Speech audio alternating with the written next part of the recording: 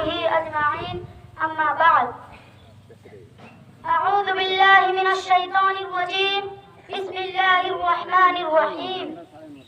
يا أيتها النفس المطمئنة ارجعي إلى ربك راضية مرضية وادخلي في عبادي وادخلي جنتي.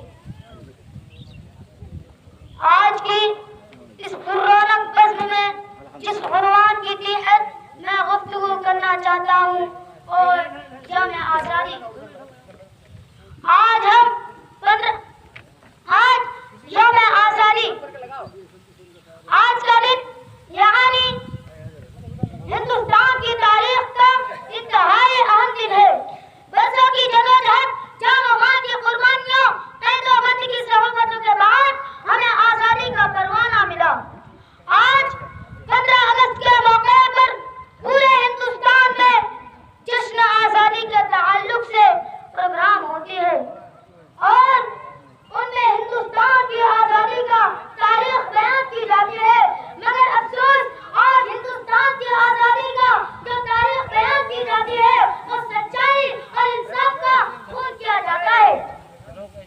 جب تو آزادی کا تحریک کا ذکر کرتے ہوئے ہندوستان کی نام نہاد خیر خواہ لوگ بھول سے بھی کسی مسلمان کا نام نہیں لیتے. حالانکہ میرے بھائیوں، ہندوستان کی تحریک میں ہمارے ہندو بھائیوں نے محنت کی، سکھ بھائیوں نے قربانیاں دی، اسی طرح مسلمانوں نے بھی اپنے خون سے آزاد ہندوستان کی تاریخ لکھی. ہندوستان کی جنگ آزادی کا تاریخ اس وقت تک مکمل ہو ہی نہیں سکتی جب تک اشفاق اللہ کا نام نہ لیا جائے، جب تک مولانا ابوالکلام آزاد کا تذکرہ نہ کیا جائے، جب تک مولانا محمد علی جوہر رحمت اللہ کو خراج عقیدت پیش نہ کیا جائے، جب تک ٹیپو سلطان جیسے جواں مرد مجاہد کا ذکر نہ ہو. میرے بھائیوں، آج 15 اگست کے موقع پر ہمیں اپنے دل و دماغ کے اندر ایک بار پھر عزم کر لینا چاہیے کہ انشاءاللہ وطن کے لیے کبھی بھی قربانی دینے کی ضرورت پیش آئی، ہاں وہ قربانی ہمیں اپنے مال سے دینی پڑے یا اپنی جان سے، ہم کسی صورت پیچھے نہیں ہٹیں گے. اور ہماری اسلاف نے جنہوں نے مالدہ گرتا ہوا تاریخ کوٹھیوں میں شب و روز گزارے تھے، علماء صادق خود ہمارے اسلاف تھے کہ جن کے کوششوں کی بدولت آج ہندوستان کی فضا میں سانس لے رہے ہیں. اور ساتھ ہی ساتھ ہم وطن کا دوست نما دشمنوں کو بھی کہنا چاہیں گے کہ ہندوستان کی تاریخ سے مسلمانوں کا نام مٹانا اتنا آسان نہیں ہے.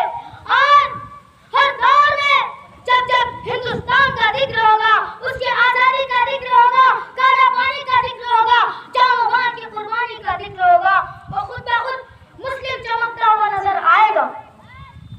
اور ہاں، مسلمانوں کے دل میں وطن ایک عزیز کس قدر محبت ہے، ایک مسلمان کو ثابت کرنے کی ضرورت نہیں ہے. ہندوستان کی تاریخ خود بخود اس کی گواہی دے گی. آخر میں بس اتنا ہی کہوں گا کہ ہندوستانی اس ملک کی سرزمین سے محبت کرتا ہے، اس کی عبادت نہیں کرتا.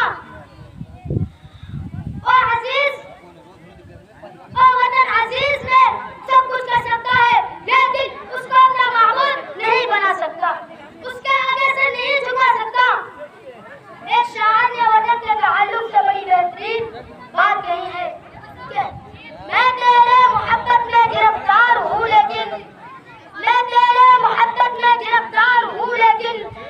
تجھ کو خدا سمجھوں یہ امکان نہیں ہے. اللہ تعالیٰ سے دعا ہے کہ ہمارے دلوں میں وطن کی محبت ہی ہوئی جاگزے رہے اور ساتھ ہی ساتھ اللہ تعالیٰ فرقہ پرستوں کی تعصب کا عینک اتار کر پڑھنے کی توفیق دے.